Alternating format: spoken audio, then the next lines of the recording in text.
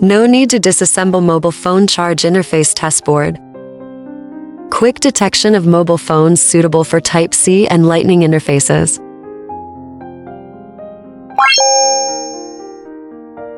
Switch the multimeter to the diode.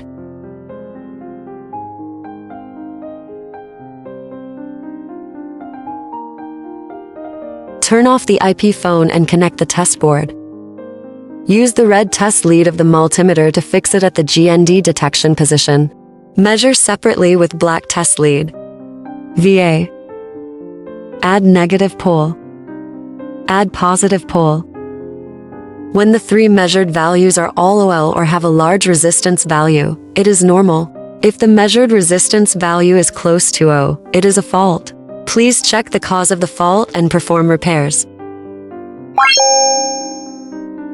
Switch the multimeter to the diode. Turn off the Android phone and connect to the test board.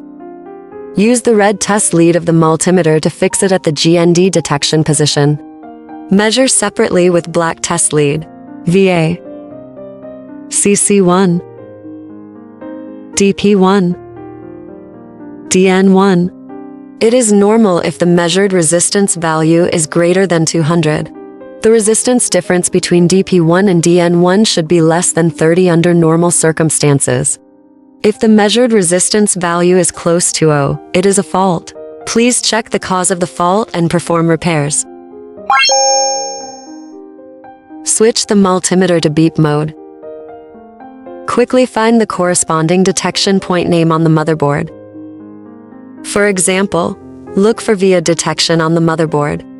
The multimeter beeps when the corresponding position is measured. At this time, the detection point of the test lead corresponding to the motherboard is VA.